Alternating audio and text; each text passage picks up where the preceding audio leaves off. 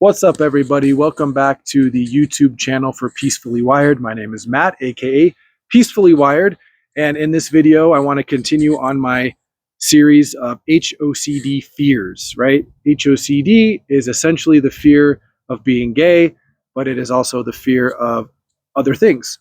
The last video I did was the fear of rejection from society, friends, and family, and in this video, I want to talk about self-rejection. The fear that you would not be able to accept yourself if you were the worst thing that you thought you could be, or if the worst case scenario happened. I mean, fear of self-rejection applies to a lot of fears, like society, fear of society not accepting you, family and friends, and then fear of self-rejection is across the board in a lot of different themes. And so before I continue, please like and subscribe, and please comment down below and let me know what you think about my content. And what kind of fears do you have? What themes are you experiencing? Share them with me and I can do a video on them and break those down, how you would break down each of the fears associated with that theme and start to work on, getting some freedom from it. So fear of self-rejection basically is the conditional belief that you could not accept yourself if you were this thing, or I can only accept myself and my life if I'm this way. So fear of being gay, for you, your fear of self-rejection would be, I would not be able to accept myself if I was gay. It would ruin my life. I would be absolutely devastated. I could never live a happy life. Also, I can only accept myself if I'm straight, right? So those are two things going on right there. And so you'd have to start to break down that fear. Fear of, first of all, why would being gay ruin your life? There's many, many, many people that are gay, and being gay has not necessarily ruined their life. In fact, they're living wonderful lives. They're happy or content, and they are with a partner, and they have accepted that they are gay, and they've lived their life. Now, acceptance does not mean agreement. If you have the fear of being gay, what I'm trying to say is that you need to learn to accept and break down the belief of it being the most catastrophic thing that could ever happen to you, or you'll never recover from it, right? No amount of ERP or thoughts are just thoughts, or it's not me, it's my OCD, is going to help you get underneath the fear of thinking that your life would be ruined if you were this thing that you don't believe that you are. So you have to start working on breaking that belief down. The other, belief there would be, I could only accept myself if I was straight. Well, there are people that accept themselves that are all sorts of different things: bisexual, pansexual, gay, trans, and they accept themselves and don't have massive anxiety and depression around it. There are people that are gay that never come out of the closet and live a lie and marry a woman. For a guy marrying a woman, for a girl marrying a man, they have families.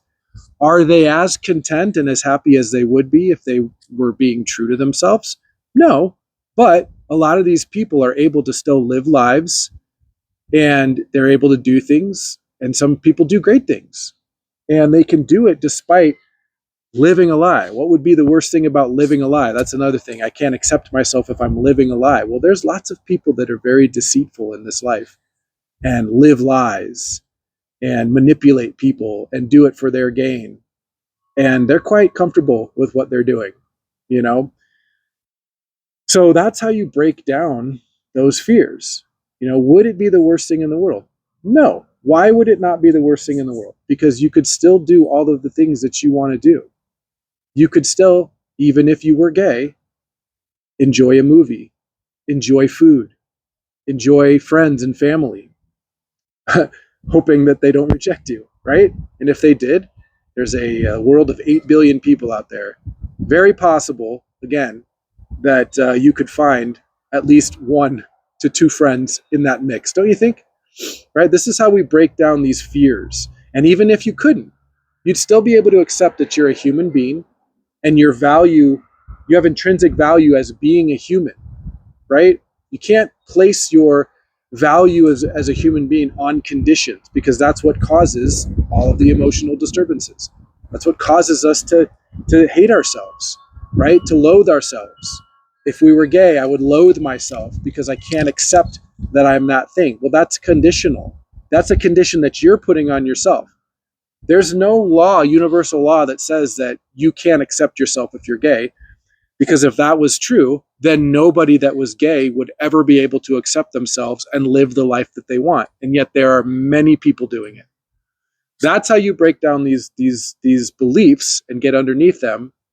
And that's also how you develop acceptance, right? Unconditional acceptance. I could accept myself if I was that thing. Now, acceptance is not agreement. I'll say it again.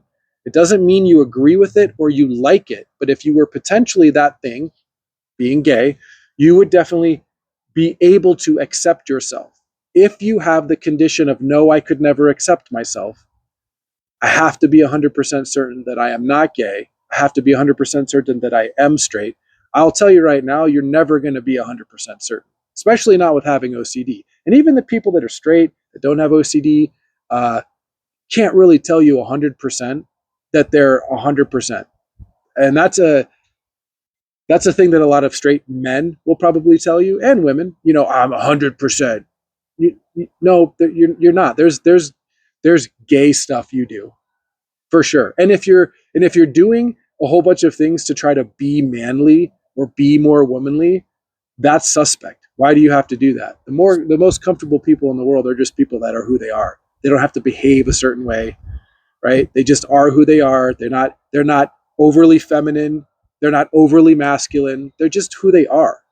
When you see people that are overly anything, I'm not saying that they're gay necessarily, but you usually find a lot of the people that are the most adamant about being gay as a wrong thing.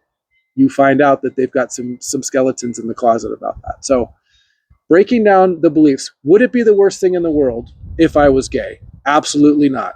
Could I still live my life? Yes, you could still live your life. Could I still enjoy my life? Absolutely. Would I be as happy? Maybe not as happy, but I could still enjoy all of the things that everybody else in life enjoys. When you put the condition on there that, no, I can't accept myself and I can enjoy these things because I need to know specifically for sure if I'm not this thing. And if I am this thing, then I'm condemned. I have to condemn myself. That's something you made up. Because again, there's no universal law that you could not accept yourself if you were gay. Acceptance is not agreement. Okay? You could accept yourself though. You have to get to a point to where you could at least to some degree accept it. Again, not liking it, but acceptance brings that fear down. Changing the beliefs, understanding it. Would it be the worst thing in the world to be gay? Because there are literally people that are gay and they're not dropping dead because of it. They're not on fire, right? They're not being tortured. Okay? I guess depending on where you live, but and again, acceptance. Even if I was being tortured for being gay, I could still accept that and do my best to enjoy that situation, right? Read the book Man's Search for Meaning by Viktor Frankl. That's suffering. Okay? That is suffering. I know that you're suffering if you have HOCD. I suffered. We're all in that group of having OCD and understanding what that feels like. But when you read a book like that, you change your perspective on what actual suffering is on a day-to-day basis, and understanding that being gay actually wouldn't be that bad. And then when you start to understand that and you dispute that belief and you believe it, hey, it wouldn't be that bad. You know what? Even if I was gay, I could accept myself. I'm going to do my best to live my life as what I believe I am, which is straight. If you have HOCD, I do think that someone could have HOCD and be gay. If I think it's if you have OCD and you're gay, why couldn't you have the fear of being gay? Because if you grew up in a family where you had parents that were very homophobic, brothers and sisters, and you grew up in a community that was quite homophobic, you might grow up in a state or a country that's quite homophobic. I'll go back to that again. I don't see that there's any reason how a gay person that has OCD couldn't develop HOCD to a certain extent, or at least have the fear of being gay. Because when we use it as a theme and we say, well, your thoughts are ego dystonic if you have HOCD, so a gay person couldn't have that. A gay person could have OCD and have the fear of being gay.